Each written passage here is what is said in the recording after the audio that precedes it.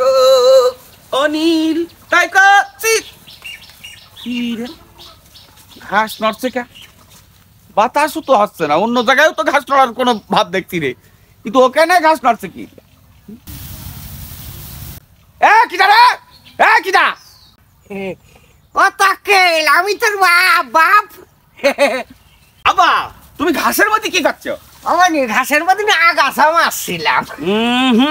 আমার জন্য কিরম রহস্যের মতো গন্ধ করছে কে তুমি তো সহজে মাঠে আসা লোক না আরে না এই আসলাম এই যে আগাছা না মারলে এই ঘাসের উপর উঠে যাচ্ছে না আব্বা না না না আমি এর মধ্যে গন্ধর রহস্য পাচ্ছি তুই আবার কিসের গন্ধ রহস্য পাচ্ছিস না আব্বা আমি যদি বারে বারে কই যে আব্বা একটু মাঠেতে আগ ভেঙে নিয়ে আইসো একটু ওই ভুইটা নিড়িয়ে আইসো আর তুমি তখন কাউ যে না আমার সমস্যা গরম লেগে যাবে না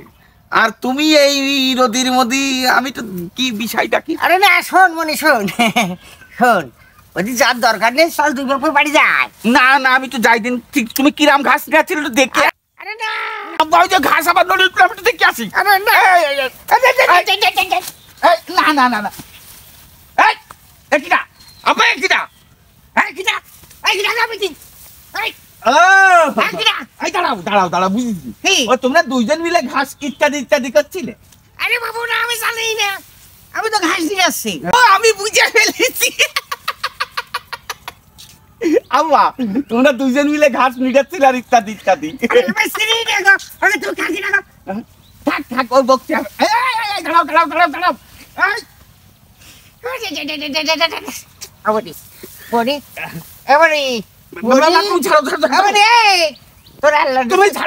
তোর আল্লাহ তোর মার কাছে কইস রে মনি তুই টাকা দিবা না না টাকা দিলেই হচ্ছে না বিয়েতে দিবা না বাপ হ্যাঁ বিয়েতে দিবা না দিবা না তো হ্যাঁ দিবা না আবা কথাটা যেন ঠিক থাকে ওই বাড়ি দিয়ে যেন ভুলে গেলি হবে না না তবে খালি কিন্তু আমি মার কাছে না কত দরকার নেই দিবানে ওরে দিবানে বুঝো গেলে সংসারটা আমার ভালিস রে শোন তোর বিয়ে দেবো তোর এবার গয়না দেবো তোর নামে 1.5 বিঘে জমি দেবো আব্বা তাহলে চলে গেলাম মার কাছে জানো আমার ওই রহস্যের গন্ধের কথা না করতেই হয় চলে গেল হ্যাঁ হয় না নাতিরি একবার ঘুম হয় না তাও বুঝে গেলে একটা নেক্সট নিলাম তাও ছেলের হাতে ধরা পড়ে গেলাম শালার ঘাসের বই অপ হয় না আমার কাছে হ্যাঁ